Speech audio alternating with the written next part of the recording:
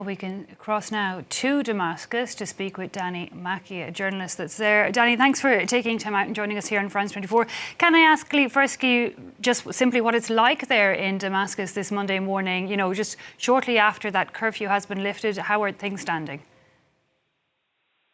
Well, the curfew was put into place yesterday, so after 4 o'clock there was not that many people in the streets. I mean, there were people, some people breaking it. There were obviously some people going out here and there, but for the main part, most people stayed indoors. Today, this morning, the situation is better. People coming out, some people going to their jobs, and daily life is slowly returning to Damascus. After what you can probably understand is a bit of upheaval which has occurred over the last 2 days. It's always difficult to ensure steady governance after a period where you've had the collapse of a 60-year-old regime. So ultimately, you're going to have a period where there's not a lot of stability, but for the better, we can see that people are going back to their jobs. I mean, life is coming back to normal. There is a bit of a festive kind of atmosphere in Damascus. There's a lot of people meeting at Amoed Square. There's a lot of celebratory gunfire, which is still occurring sporadically. We can see a lot of people kind of coming together just to show that they're really happy at the fall of the regime. Remember, this regime has basically been here for over half a century, so lots of Syrians have their own differences with them, and especially for people living under the regime in Damascus, this is a new period where they can look towards a better and a brighter future. So what we've seen is people coming into the streets, people generally staying close to the curfew time because it's there is some concern for stability around the capital, but slowly it's improving. There are a number of different security incidents which happened yesterday, especially a number of Israeli attacks on different areas in Syria, on Mezeh military airbase and on the passports directory office in Zablatani. And that is probably just a parting shot to make sure that Mezeh is not an operable military airbase. But there is some, sense that security is a bit fragile at the moment, but hopefully that will change in the forthcoming days.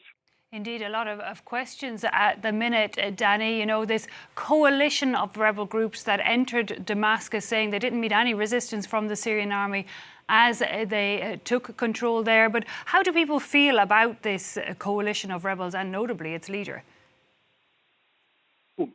On the whole, most people in Damascus pushed themselves to fall and collapse the regime in the last couple of days, because no one wants to continue fighting for a regime that has lost all of its international backers, that has lost all its regional clout, and that's just fading rapidly.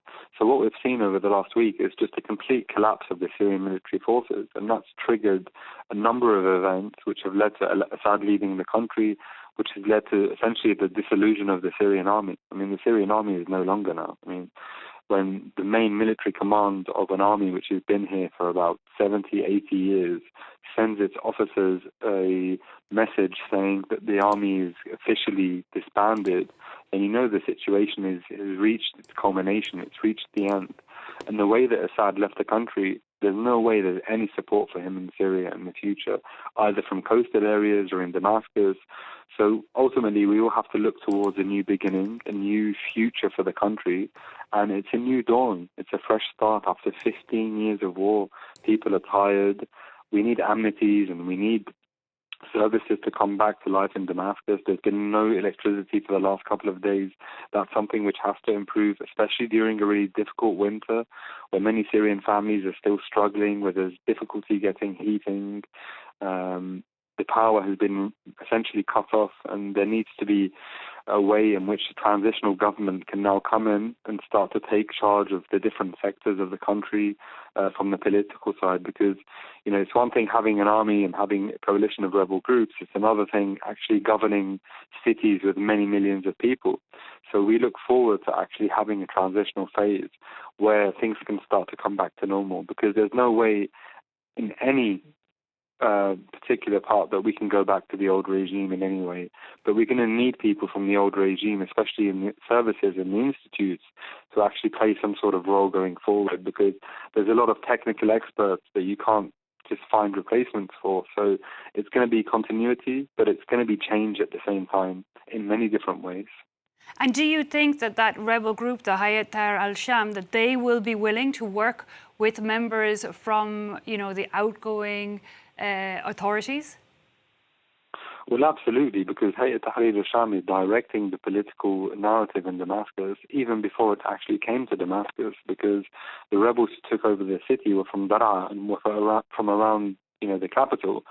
So when Hayat Tahrir al-Sham, when al-Jawlani came here yesterday, they visited the Umayyad Mosque, and clearly Hayat Tahrir al-Sham is in charge, and it was under their direction that the Syrian Prime Minister came over to hand over the keys to the country to the rebels in the Four Seasons Hotel. And that happened, pretty much immediately after Assad had left and the army collapsed. So Hayat Tahrir al-Sham is going to take direction of events here in Damascus. And ultimately, as we've seen in Aleppo, there is a civilian government which is going to come and take a place, because you have to fill the power vacuum which is present at the moment. Danny Makki in Damascus, thanks so much for joining us here on France 24. Very much appreciated.